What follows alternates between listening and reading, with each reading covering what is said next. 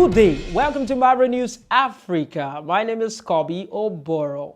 Mark Zuckerberg, co-founder and CEO of Facebook, says we may not have the power to create the world we want immediately, but we can start working on the long term today.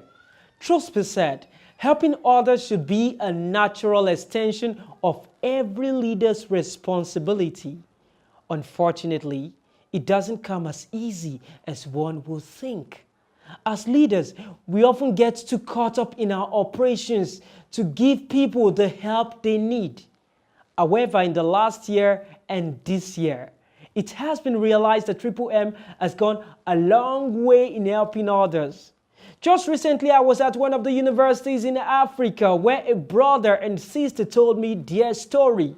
According to them, they wouldn't have had things as good as they did if it wasn't for Triple M. Interesting. And there and then, I began to think, this would make a delightful story. Before I get carried away, let's move over to today's news details. Girls and women in resource-poor settings often lack access to sanitary pads, and the consequences they suffer as a result have only recently begun to receive serious attention. One is often asked, why sanitary pads? Is it really that significant a problem? The answer is yes. For countless girls and women, sanitary pads are an unaffordable luxury. Among the thousands of ladies, most explain that they were forced to resort to unsanitary and sometimes unsafe measures to meet their needs. However, the Klapai orphanage at Jos Plateau State doesn't need to bother about this, as Triple M came to their rescue just recently. This initiative was done in conjunction with the Child Love and Protection Advocacy Initiative on the project tagged Pad a Girl for Free. The event was a quite joyous one, as the Klapai inhabitants recently said that they love this moment and they love the fact that they received the pads in a very joyous atmosphere. In a similar gesture, Shishiwa Women and Youth Foundation Jalingo Taraba State, in collaboration with Nigeria, donated school materials to orphans and vulnerable children in schools. The students got items such as books and bags, plus the school wasn't left out as they got school materials donated to them as well. Meanwhile, Elohim Development Foundation has gotten support from in the Flood Victims Support Project. This held at Kegere Community in Makurdi, Benue State, Nigeria. Ikape, the program manager for Elohim Development Foundation, explained that the objective of EDF is to provide food items for the flood victims so they can survive, as well as also look for alternatives to go back home. He said they went in to help the displaced person as they had been ignored for a while. He concluded by thanking for the financial support they were getting. The items offered to the displaced persons included over 50 bags of rice, cartons of noodles, gari, and tinned tomatoes in very large quantities. According to one of the flood victims, the flood destroyed their home and everything she had in it. But now that Triple M had come to help, she is indeed grateful and happy. Hence, she thanked for their support and reaching out to touch their lives. Other flood victims expressed their joy over this outcome and how happy they were at an organization which had come to their rescue when they had been ignored since their demise. The good news in offering a helping hand doesn't stop there, as Mavro, the Mondial Movement, in conjunction with the Center for HIV/AIDS and STD Research, KISTRI, provided health services to internally displaced persons, IDPs, returnees in Gujuba local government area of Yobe State recently, when it visited the community with its medical team and provided free material screening and treated over 500 cases of malaria, plus vaccination of over 300 women and children against typhoid fever. Recently speaking during a courtesy call, Commissioner of Health Dr. Muhammad Kawuwa, the community relations representative, Amaka Benson, said the need became necessary because of the massive influx of returnees to Yobe State. She said, "We provide support to Kistri to implement a minimal integrated health program to implement the federal government, which is in collaboration with state government, the private sector, and development partners to mobilize resources for rehabilitation, reconstruction, and resettlement of the region." Commissioner for the Northeast Initiative (PCN) said that MMM is pleased to be part of the rehabilitation process. He also went on to say, "We were shocked at the level of devastation in Gujuba community."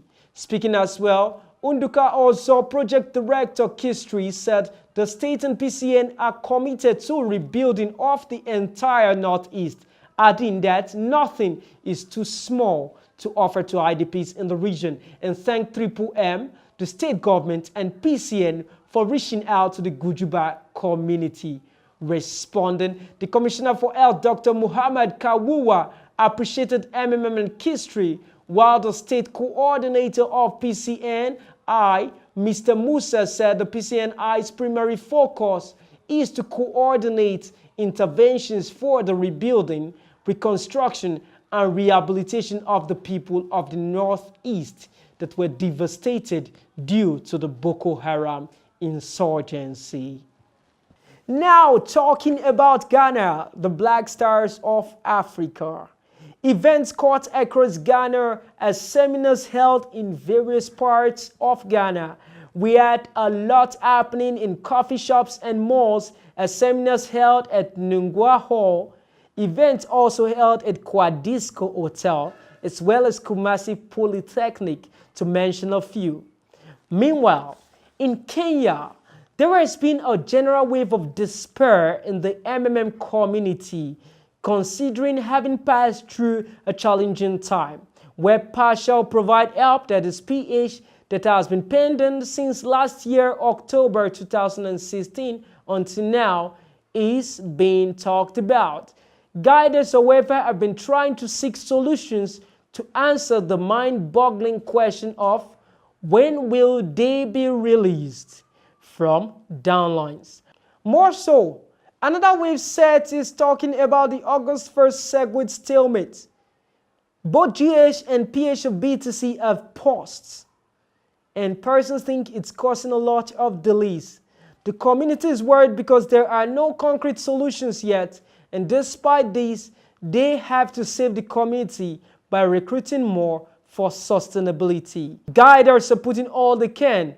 The crisis is being kept under control as guiders are also bracing themselves to face the challenge and save the MMM community from an impending panic mode. All in all, meetings are still going on throughout the country to recruit more.